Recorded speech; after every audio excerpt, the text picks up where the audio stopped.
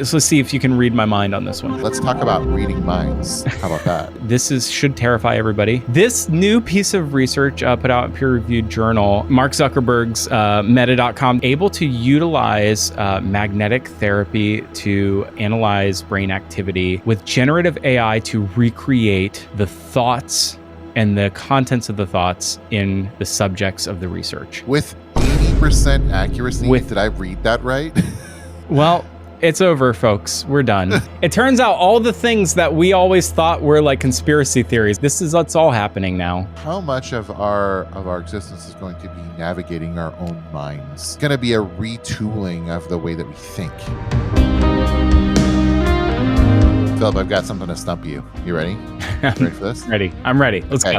What movie features Adrian Brody, Sigourney Weaver, Brendan Gleeson, William Hurt, Bryce Dallas Howard, Joaquin Phoenix, Jesse Eisenberg, Michael Pitt, and Cherry Jones? Argyle? I don't know. This is crazy Brendan talk. Gleeson, This doesn't even make sense. This is William Hurt. This is like some Netflix abomination that they came up with. It's like an algorithmically generated cast. People are screaming into their YouTube. Okay. Give it to me. It is The Village. Shut up. That's so... I forgot that Sigourney Weaver's in The Village. That's a phenomenal movie. One of the star-studded, like heavy hitter movies. That's true. Jesse Eisenberg has I a forgot very, Jesse very small Eisenberg's role in that. in that. That's true. It is wild. Yeah. That's true. I forgot the big twist in that movie is that Jesse Eisenberg exercises his preference shares over Adrian Brody. And he's like, always read the contract. And then Adrian Brody runs away and falls in a pit. Yeah, he does. Yeah, into Michael Pitt. Yeah, he runs away.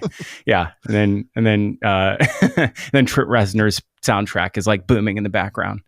I would pay for that movie. Right. I would pay for a social network remake with of The Village. People hated that movie. By the way. They did. Here's why. Because it was supposed to be like a big twist. It was supposed to be scary. It was a huge twist. What are you talking about? No, I know, but it was supposed to be M. Night's like next scary movie. And everybody was like, womp. It's not real. It's fake. I've rewatched this movie a couple times with my kids now. It's actually not a bad movie. People hated it. Let me tell you something. The Village might be the most prescient movie of our time in the next 5 to 7 years because there will be communes who cut themselves off from civilization given 100%. The current state of things. This is what I was thinking. This is the world. The world as it stands right now. There will be people who are like, we do not want to live in this world anymore. Sir? And they will create their own mythology and they will cut themselves off from the outside world. And monsters will exist again because we will have to invent them because we have no world left of magic or myth. And that is the, No. There is magic and myth. There is magic and myth. Imagine talking about let's pretend you were raised in that society, and you were told that there are magical objects out there that are evil. Yes. That you could see into. And sure. Wait, hold on. This is starting to sound like existing fairy tales. Yeah. Yes, we have existing fairy tales. It's the magical spells. Yeah, magic mirrors. We have them. Speak it and it will be done. Think it and it will be done. We have those today. I have my Alexa. It is a magic thing that works every single day. Yep. People don't get enough use out of these devices. I'll be honest with you. I've had mine for 10 years because we've been doing this for almost 10 years. And I got mine right when we started this. And I use that thing for commerce all the time. I reorder stuff with it. I search for items with it. It's magical and powerful. Anyway, welcome to the show. We will not have a big twist, but we will do a little something new. We're going to cover some news. here right at the beginning. Got a bunch of news this week. It's been retail earnings season, obviously. We have a check-in on our predictions. We got the age of agglomeration. Big news coming out of Klaviyo this week. I think a big pivot for their business. That's a twist. That's a Shyamalan twist we didn't see coming. And then we've got, it seems like everyone, including, I don't know, it's like freaking manatees are getting the bird flu or something. We all have to stand in lines because of it. Netflix is trying to come into the real world while everyone else is plugging into the online. We're going to check in on a new piece written by Alex Greifeld for Future Commerce Insiders. At the end, we're going to debut a new segment, so stay tuned to the very end if you want to figure out who the heroes and the villains of the week are at Future Commerce. But before we do, I want to remind you, we got our brand new book. This is called Lore. Yeah. It's the new journal by Future Commerce Press, and it is here. It's 280 pages. It's called Lore. Lore asks the bold question, do you write the story or is it already written? And I'll tell you right now, lots of people are very, very excited to get this into their hands. Lore is written by Brian and I and 14 of our closest, most brilliant friends and contributors from our Future Commerce ecosystem and community. And Brian, dare I say, your one or two pieces are my favorites in here. But this is our biggest, best journal of all time. And I'm very, very proud of it. You can find this and many other of our print pieces over at shop.futurecommerce.com. And you can save 15% on everything you buy, always, if you join the Future Commerce Plus membership. That's right. You can get that 15% off every day when you join Future Commerce Plus. You can join today at futurecommerce.com/plus. And go get Lore, futurecommerce.com/lore. It's all there for you. Find your lore, legend and myth. Legends and myth. A lot of things happening. A lot of legends and myths flying around this week, Brian. So we're going to get to some news. Myths are being made right now because I'll tell you, when I went to my Costco last night, the dairy section usually has a center, like a center display, and it was gone. They didn't need it because they had space in the dairy section because there were literally no eggs at my Costco. Literally no eggs. There's a gentleman who I've been following on X, formerly Twitter, which is the hell site that I'm like slowly unplugging from. I've been following him since January 20th, which is, I don't know why that particular date, ? But he started a price tracker of things because he said, I guess everything's supposed to get cheaper now. And he's everything's not getting cheaper yet. Gas is ticking down just a smidge, but eggs are up. Stupid bird flu. Almost $10 in some regions for $10. Are you kidding me? Out here, it's like 11 to 12 easy. Are you kidding me? 11 to $12 a dozen. What is going on in Seattle? Oh man, I don't know, because the bird flu is not even hitting over here. It's hitting on the East Coast big time. It's like hardly even a whisper out here. My chickens are safe. Mark my chickens safe from bird flu. I thought my chickens were a bad investment. I was like, I'm doing this as a hobby, not as a money saving activity. Well, now turns out I made a really good investment. Brian, it's probably your best. I have you on record as having invested in CVS at one point. Turns out not a great investment. No, it was a great investment. I made money on CVS. I sold that at the perfect time. I made I'm not even kidding you. I made a good chunk of money on CVS. Yeah. Imagine if you had put that into Dogecoin, though. Okay, fine. Yes, I am not risk tolerant to some people out there. The bird flu is wreaking havoc on some people, including Costco members. The lines at Costco are getting longer and longer. Some signs I'm seeing on social media, lines specifically for people showing up at Costco, some people in signs or in line are professing to be local business owners trying to get in every day for the egg shipment because they have no means of actually procuring eggs for their local establishments. So restaurant owners and local business owners. So some folks they're enforcing daily mandated limits on purchasing of eggs. So it's getting tough out there. It is. Yeah. What's your what's going to happen here, Brian? What are you guys doing to kind of manage through? You have your own birds. Gonna have to become domestic. Like they're going to have to domesticate birds in their homes or something, because who knows what's going to happen with this chicken flu thing, bird flu. I think what's clear is like the eggs actually affect way more than you'd think. There's egg in a lot of stuff. Just ask friend of the show who has an egg allergy.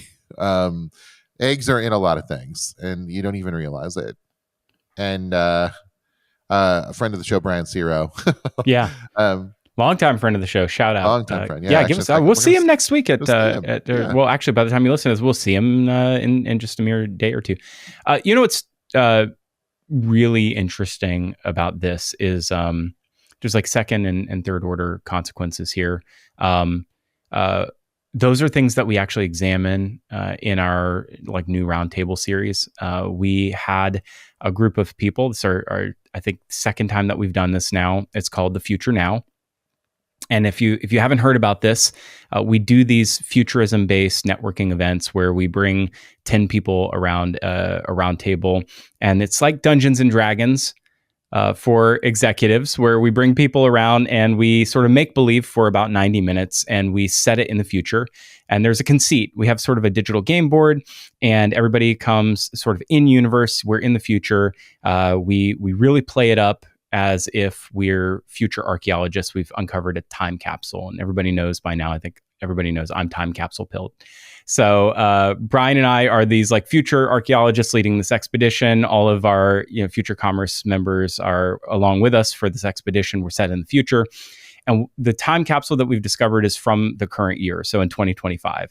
And this last expedition, what we discover is each of the items in the time capsule we're supposed to sort of narrate in universe as coming from the year 2025. Well, it's in the far future. And in this case, it was, 1,000 years in the future. So we're supposed to talk about these like far future implications. And it gets everybody in this mode of thinking of like talking about all the, the misconceptions of like what happened in the past and what this technology was supposed to do and what they got wrong. And then people really throw all caution to the wind and they just make things up. And it's really creative.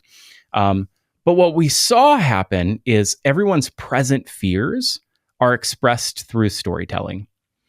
And what happened, Brian, at that event was a number of people were talking about things like the impact of tariffs, right? Mm-hmm. The impact of things like the bird flu, closed borders, right?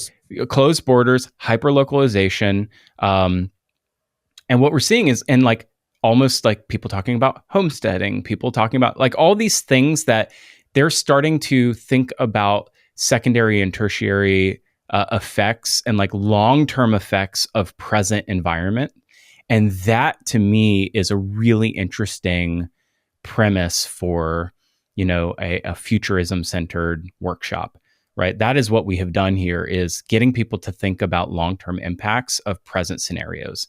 And but they do it. We've done it, creatively through this creative conceit. I think that, if you take it out to its logical conclusion, that's sort of that is a very dark road. And that, and we'll talk a little bit later. I think that's also the conclusion that Alex Greifeld gets to in her piece too. Is that she wrote for Insiders this past week. It's super interesting because this is what happens with a lot of like specialists. Is they can they tunnel vision on what will happen if their their industry or whatever they're specialized in continues on the trajectory it's going on, without thinking about other ecological factors or like other environmental factors or other like things that could change in the world that could totally disrupt whatever that path looks like. And so I think that tunnel vision is super interesting. And I think there's a lot of this happens in our world. Actually, people tunnel vision really hard, and they lose track of like the larger picture. And there was a whole study of like and like, I don't mean this in the popular term usage, but like generalists versus experts sort of thing. And generalists are generally better at figuring out what the future is going to be, because they're not tunnel visioned on like the trajectory of a single outcome. It's interesting. So recently, Travis Kalanick from Uber, the original founder of Uber, was on the All In podcast. He went off to like try to do ghost kitchens at one point. Still is doing it actually, and ghost kitchens is highly automated, like almost fully autonomous, self-contained system. So he says, does like a 2-hour interview on the All In podcast. Really interesting listen, by the way. Not a surprise, because Jason was one of his first investors. Yeah, I know. He likes to say that a lot.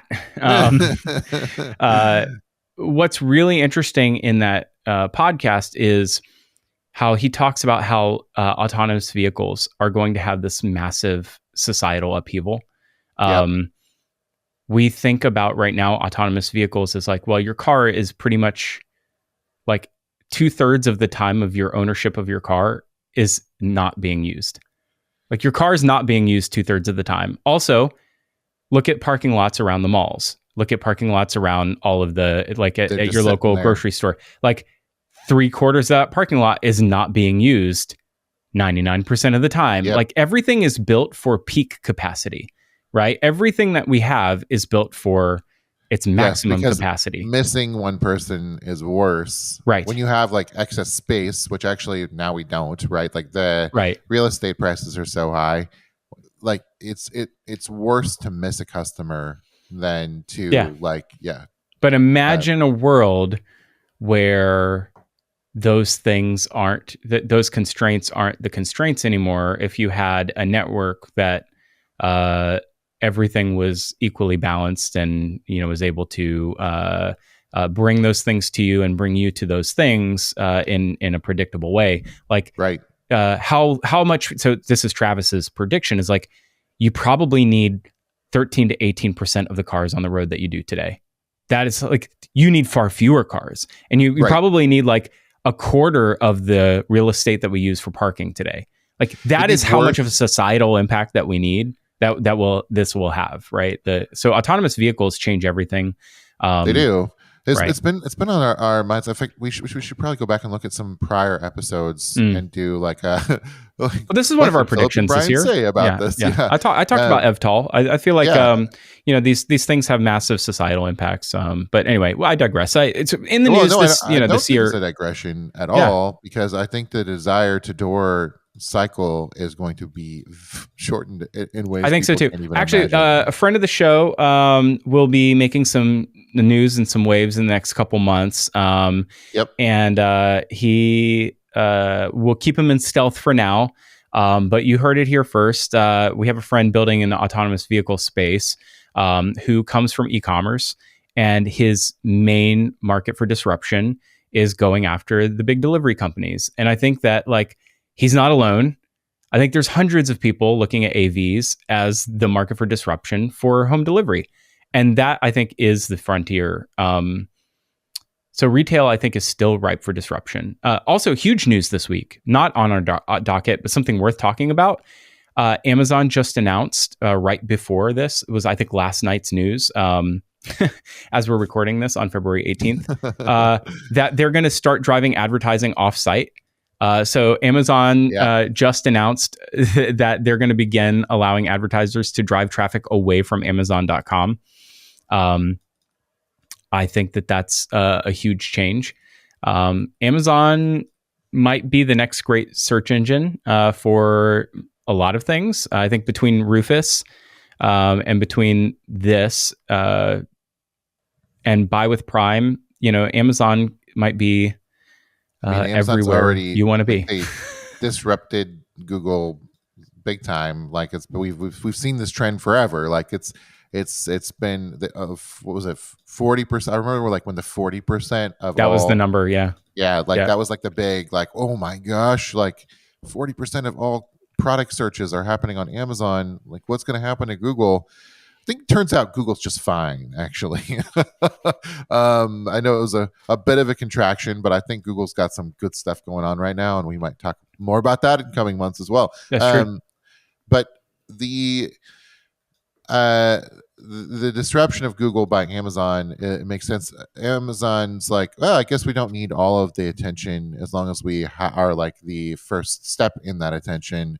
You know who else is making a step towards taking people's attention from where you think it may be? That might be Jeep. They're trying to take people's attention away from the road. Oh, jeez. Oh, Jeepers. Oh, Jeepers. This is actually this was news. I saw this on fortune.com, but it actually made big national news. So Stellantis has a big plan to drive an extra $20 billion a year in making everything an ad network eventually. I think that the long-term... Lammer's Law. Yeah, Lammer's Law is what we call it, is everything eventually becomes a surface for an ad unit. Some Jeep owners right now are seeing a persistent ad, show up in their in-car entertainment, and this sets a pretty dangerous precedent. This was made news because of a bug. Not only was this ad a test pilot for some owners with a pop-up ad inside their car, but the bug caused it to pop up and not go away. So you would dismiss it and then it'd come back, and then you dismiss it and come back and dismiss it. It reminds me of the nightmare. Remember the old days of the web with the pop-ups that would just like keep popping up? They keep sliding across. Yeah. The really funny thing is that you go to read the ad on fortune.com and you get 3 pop-ups. You get one that says, you get one at the top that's a banner from PandaDoc. You get one that says, would you like to allow notifications from Fortune? And you get one that says, to keep reading, you must subscribe to Fortune for $1 a month. And then one that's like, please allow cookies. So, I don't know. Suck it, Fortune. The Gulf of Fortune, brought to you by PandaDocs. That's great. You really can't fault, all of these business models. Advertising is this business model. It comes back to the Amazon, this is the Amazon story in a nutshell, is that retail media, is the future of any legacy business that has found its basically end of life. It's found its local maxima. These businesses have diminishing returns. They have no growth left in their legacy business models. There is no incrementality left in the channels. So what do you have left to do? Legacy automakers also have these sort of like entrenched monopolies because the US government has prevented competition from overseas coming in. Like have you seen, Brian? Have you seen what Chinese automakers are capable of delivering for $9,000? Like a BYD, I mean, EV is it's not just Chinese. It's actually like automakers everywhere. I am like thirsty for the $10,000 Toyota truck that you can get down in Mexico. But guess what? I can't buy here.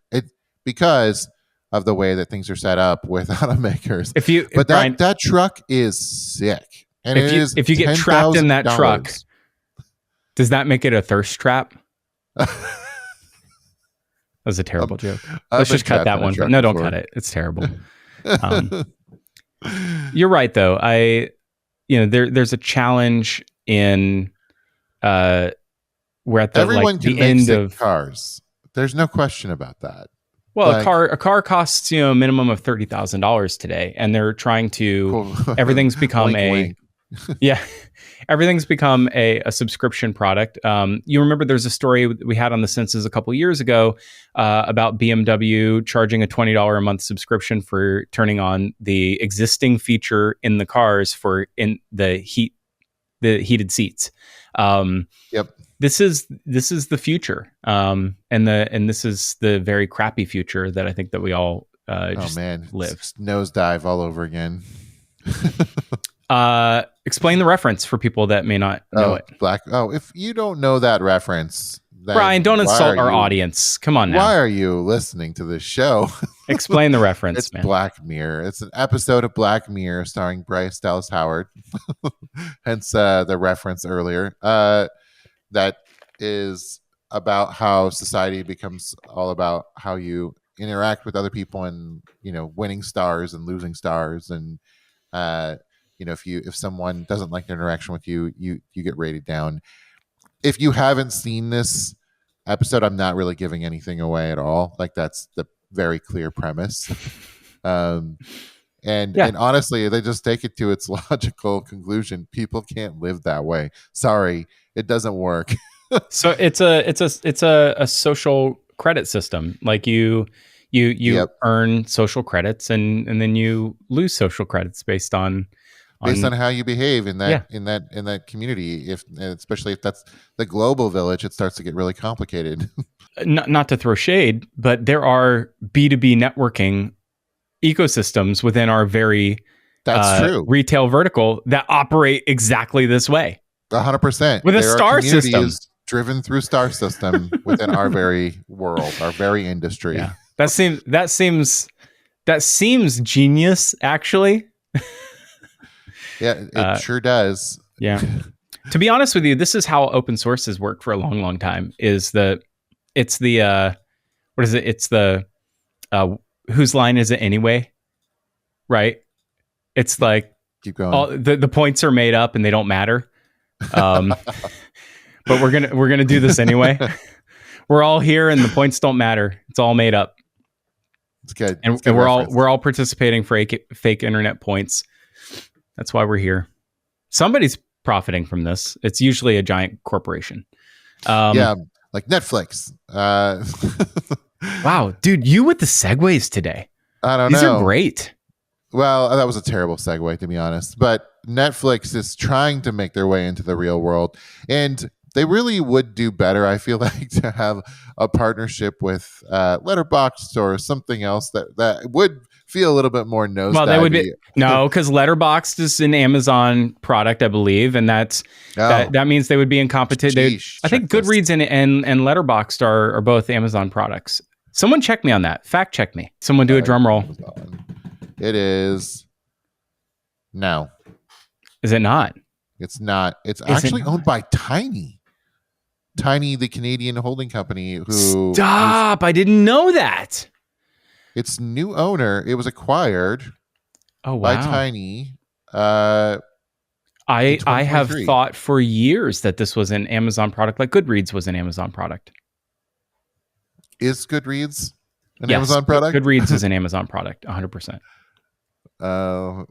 Why are you fact checking me on that one? I know that one I know why you're fact checking me because I got the last one wrong. Yeah. Well, yeah, exactly. Now I'm doubting. No, it is on Amazon. So you're right. They should partner. I like that. I like that partnership.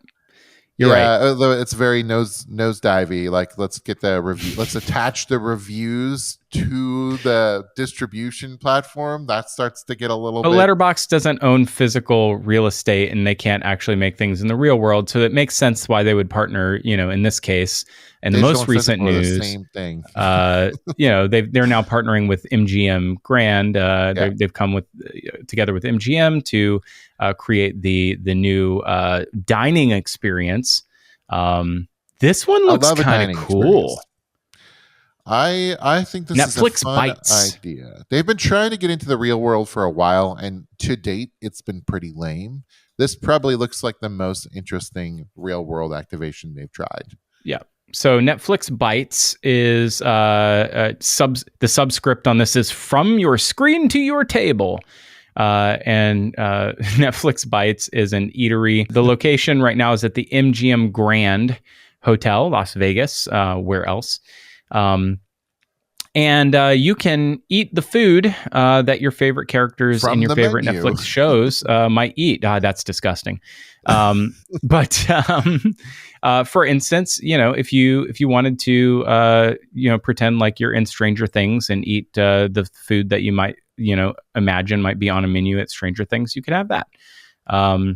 So Egos? No, you would think, but no, nothing like that.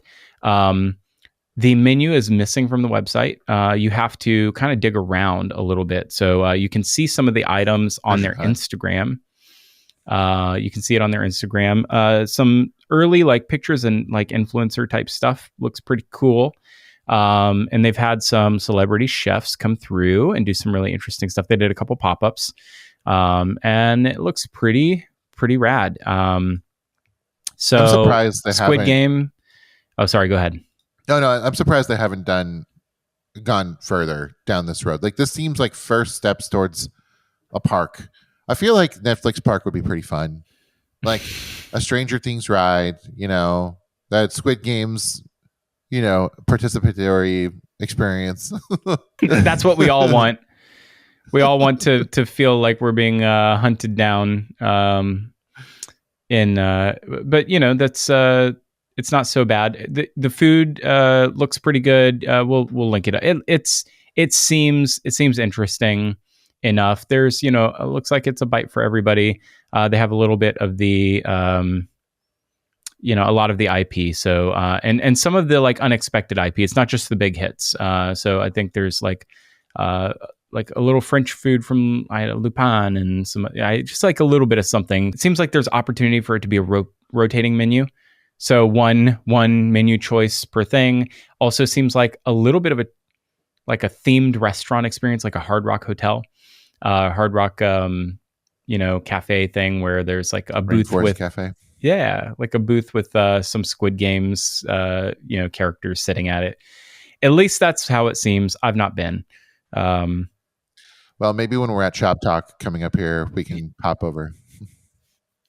Hey, we should do that. That's a great idea. We are having our very first after party. You're hearing it first at Shoptalk. It's at Revea. You are going to have to apply to attend. I know.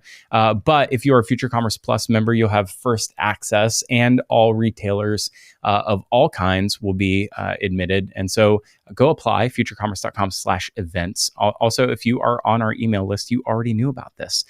We also are circulating an events registry list, a form that you can fill out to let us know what events you'll be attending this year. And that's been going around in our email. So if you aren't already on our email, go register. Futurecommerce.com. It's on the front page. Go sign up for our email. But Revea. Lots of cool stuff at Shoptalk, by the way. So many cool things happening at Shoptalk. But this is the coolest by far, in my opinion. Totally. So, but yeah, when we're at Shoptalk, we should go dip into this. Go check it out. What I haven't heard a lot about since is that Netflix House. Do you remember this?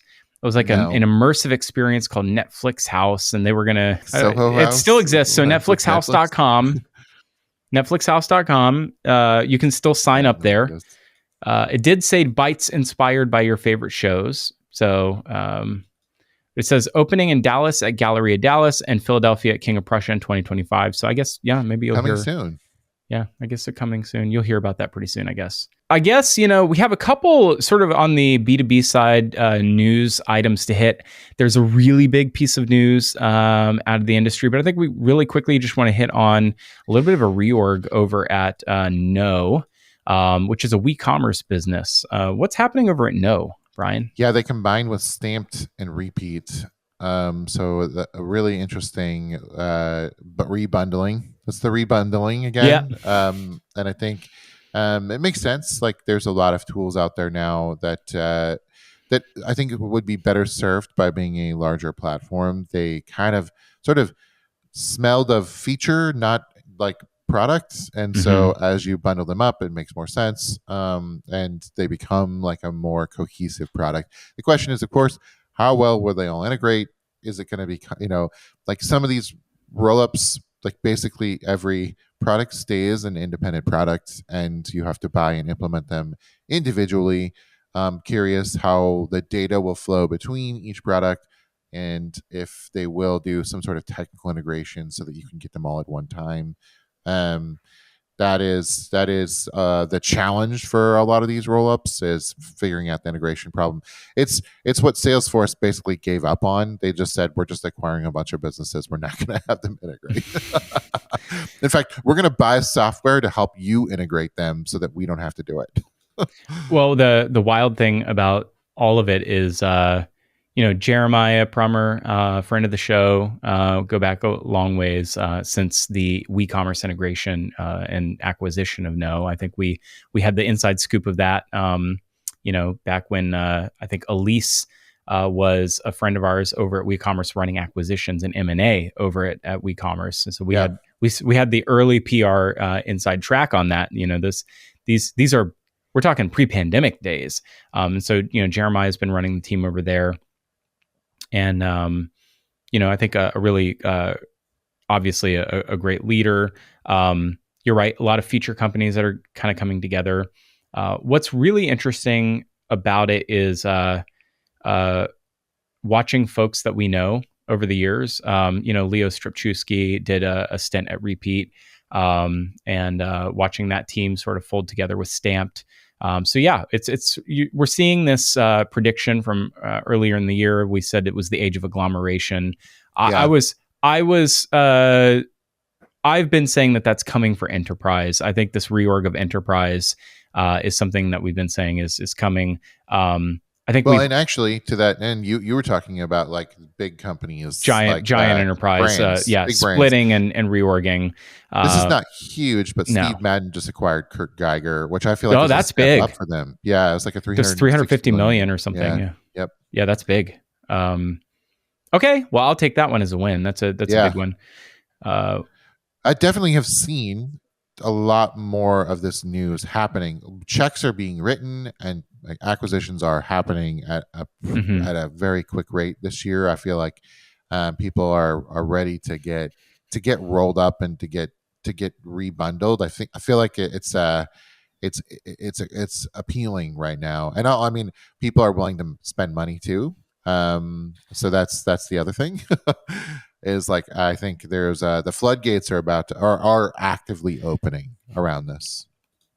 The other huge news I think that a lot of people will be talking about this week is the announcement on Thursday that Andrew Bielecki, I think is CEO over there at Klaviyo, made a big announcement. They have a sort of a cryptic Apple style event that they dropped the announcement of on Monday. They said, we're doing a big event on Thursday called Built for B2C.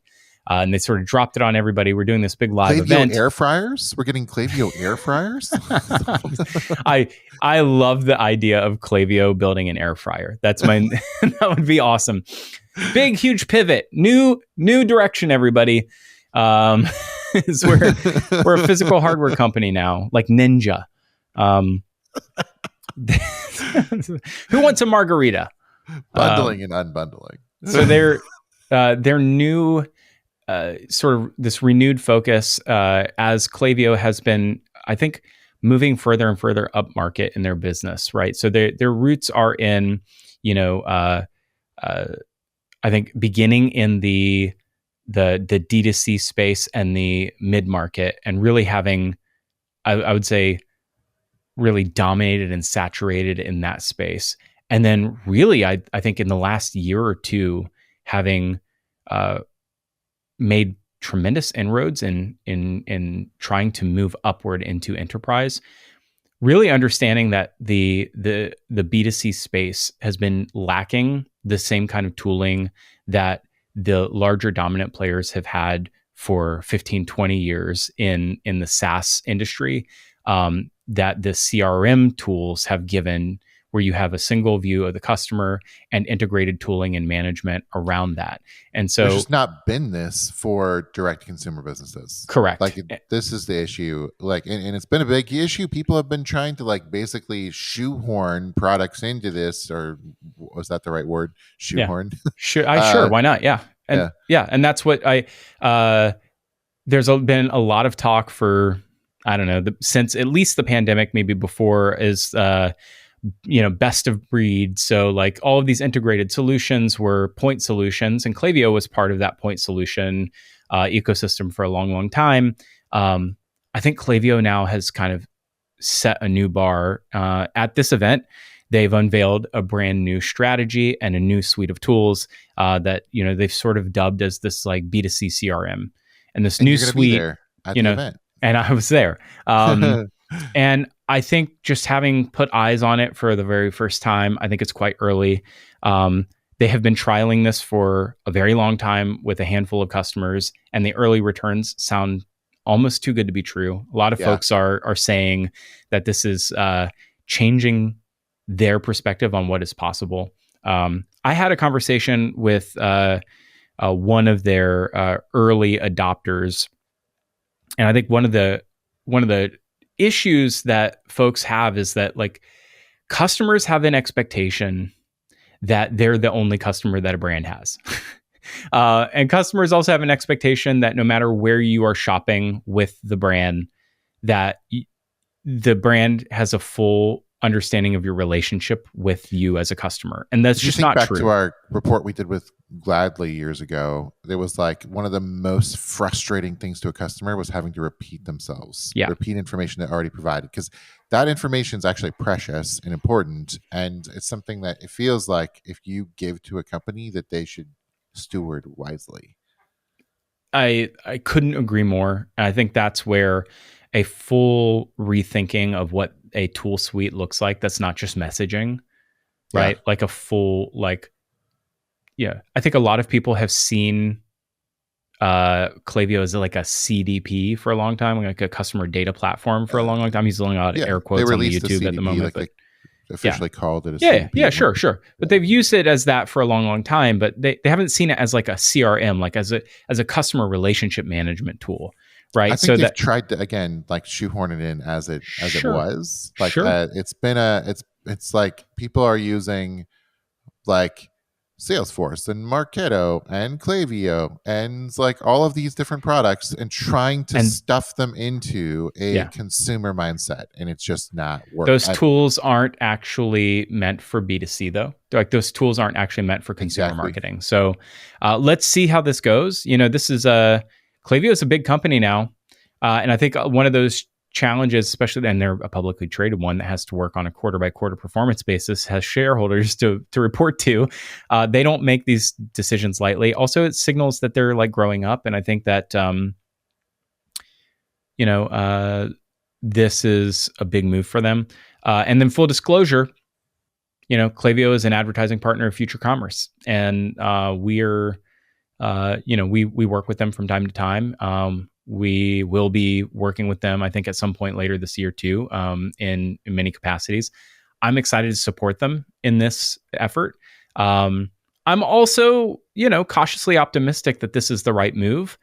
I think that this also represents a little bit of a shift away from the like marketing suite and marketing automation like phase of Klaviyo's business. And I see them as, they still do that. I think they're best in class.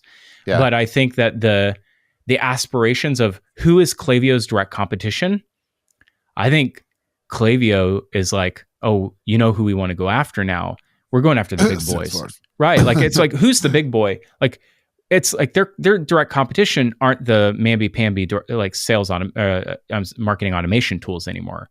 They're going and they're looking at like, is it the HubSpots of the world? Is it the Salesforces of the world? Like 20 years from now, I think there's a path where Klaviyo is like the consumer CRM equivalent of those giant, or orchestrated companies. And but that's a long, long way away. And this is really early. This is something that happened like effectively what's really yesterday. Interesting is Klaviyo dominated lower market. And then they made the move to the mid market, and they did a really like very clean move to go dominate the mid market.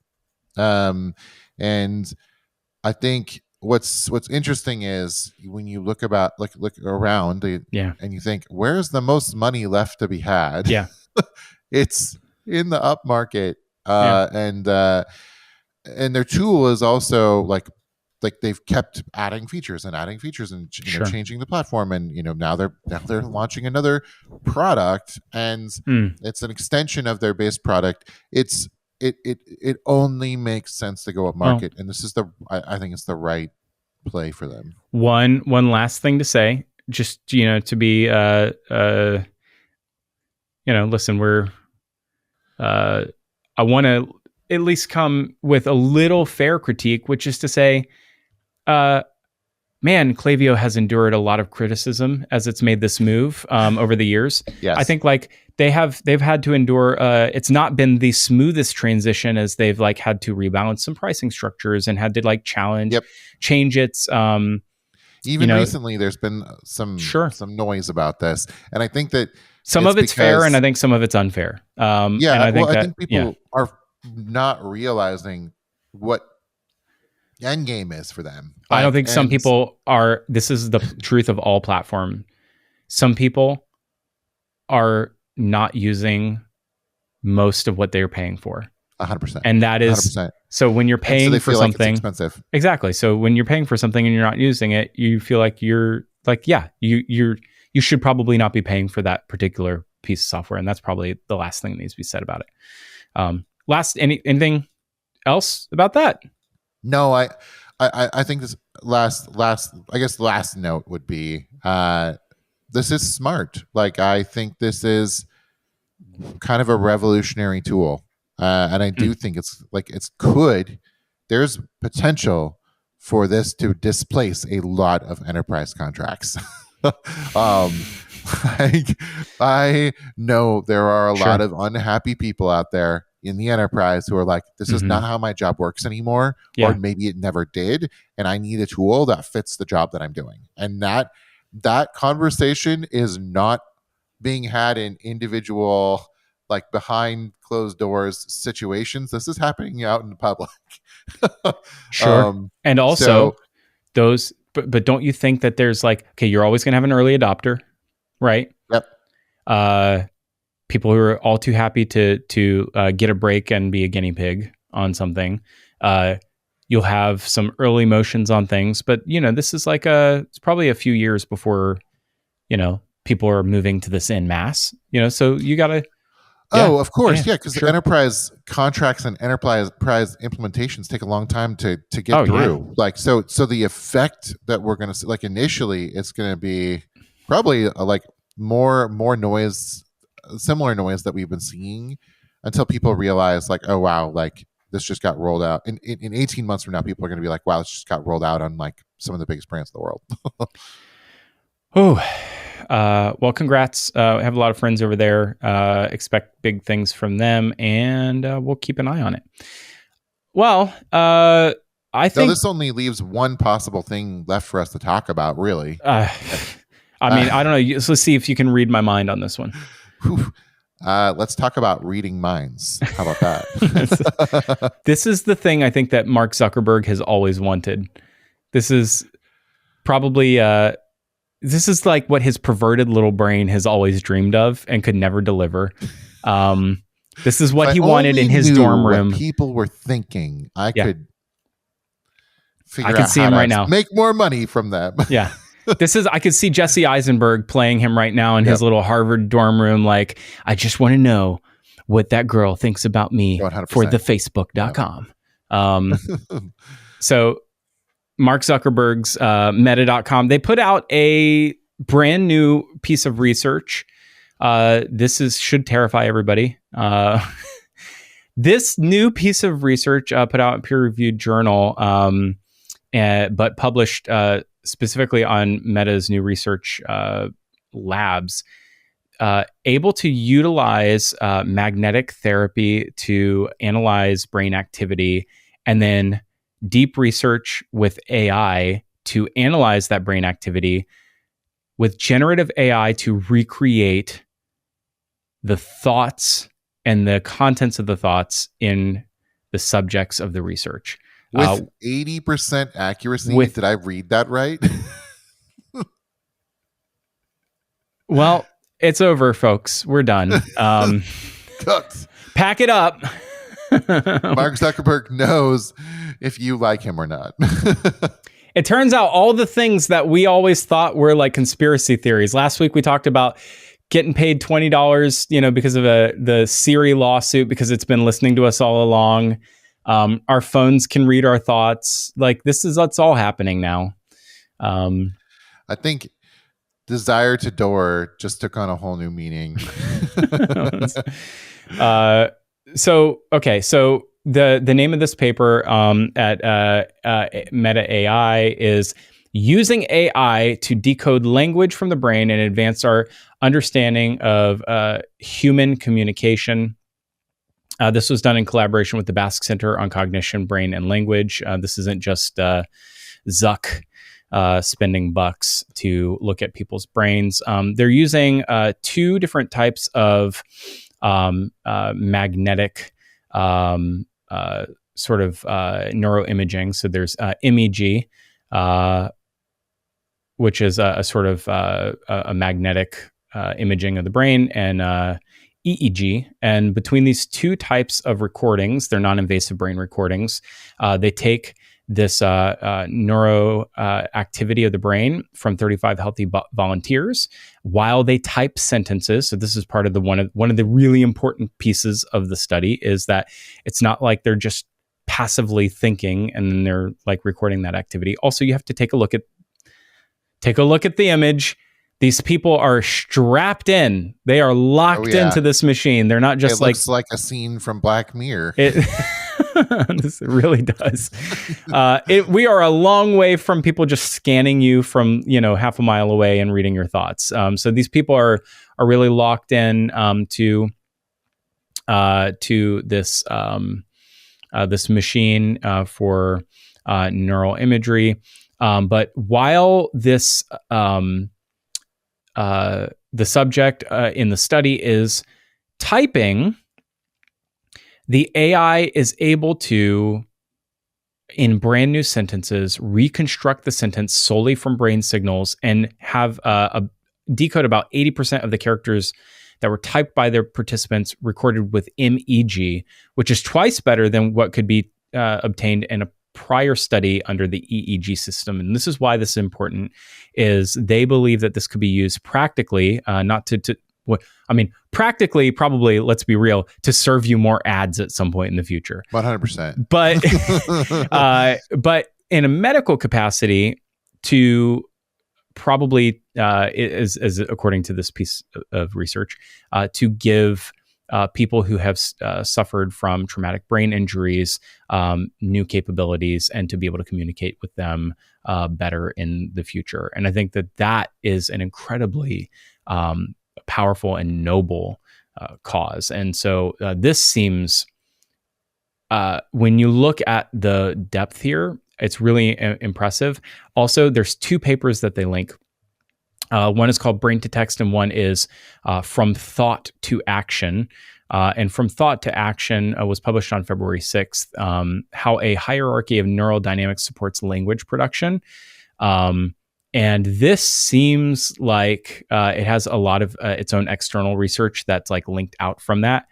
This seems like there's going to be a wealth of patents that will probably come out of this. Ooh, that will powered by ChatGPT. Meta is really committed to open source LLM research. I meant that as a joke about the lawyers, because we just did that. I think that this is bold. It is bold. It's very bold, and it's not surprising that in the future we will see more The Village-like situations going on, because people are going to be like, I don't want my thoughts read. I think it's interesting in the future, and this is far future now, but like how how much of our existence is going to be navigating our own minds, like making sure that we understand exactly what our focus and like what's being manufactured in our own brains is. Like we're going to have to really get good at like understanding latent and unconscious thought and like how it relates to conscious thought, and like can you process things in different ways. um and I mean this. I know it sounds like I'm talking gibberish, but like I really think that part of the future is a skill set for people, for like that people are going to need to have is understanding how they process their thoughts, because if they don't have that, like even if they're not hooked up to like a brain thing in a Black Mirror type way, I think that there will be signals, and there are signals that are unconscious that people have about how they're thinking through things that will show up in technologies to monitor like how people are feeling about things. Like just even their facial expressions, as one that we've already seen. We've literally walked into the NRF show floor and had sentiment analyzed based off of our expressions.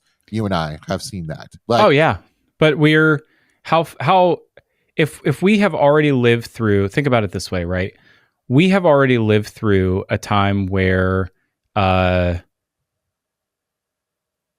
a uh, uh, I don't know, heart rate, pulse, and other factors could be used yep, as testimony in a court of law, right? yep, As exactly. I was thinking admissible the same evidence, thing. right? Totally. In it to as one factor among many factors. As part of your testimony as to whether or not to prove your innocence or guilt. When presenting some kind of a case against you. That's the lie detector test, right? Right. We've seen medical and medicinal uses of things like truth serums used in like torture cases, and they've been outlawed in things like the Geneva Convention. These are Right. things that have they're actual real life things that have been used in Exactly. real capacities. I have to believe that things like this are not Black Mirror. They are actual, legitimate, real things that will be used in both positive and also in negative ways. And that to me seems Yeah, and whether scary. it's positive or negative, like I think that being able to focus your minds and understand how it works is going to be essential, so you can leverage the benefits and also watch out for the dangers. Like it's going to be a retooling of the way that we think. Let's dig into that for just 1 second. Here we are at minute 59. Well, if you've made it this far, Yeah, this is a keep really going. interesting. This is a really interesting point, and maybe this is a good point for the. This is cold open material. What you're saying is there's a future where the people who are able to like self regulate their own thoughts Yes. are maybe the same people who are able to like regulate and have like an extreme amount of sort of like self control, and like they're the same kind of people who are maybe they're the kind of people that are more immune to like manipulation and marketing, and they're the same Yep. kind of people who are Yep. more immune to emotional manipulation through the media, and they're the same kind of people. Like there's maybe this whole like I don't know if it's like the Darwin, genetic supremacy, but maybe there's people who've just trained themselves to be able to tune those things out, and they have become, maybe it's the environment has just Or to made be them have to turn it all off. conscious of them. I don't know if Correct. that's like they can still be affected by them, but they're conscious of them and the effect that they're having. Because I think some of these effects are really hard to avoid, but if you're conscious of them, you can make decisions around them. And so I think there's something to this, and I'm worried. Actually, my worry is that this is actually more algo training in some ways. Like we have to like change the way that we think in order to address interacting with machines and like systems that are built. And so people are going to start to think differently. Maybe obviously they already have started, but yeah. There's an element of like, if you want to protect yourself and also be able to navigate this world, you're going to have to actually build your own defense mechanism. We have that already. I mean, think about it. Yeah, we already have it. We've lost empathy because of the amount of suffering we see in feeds every day.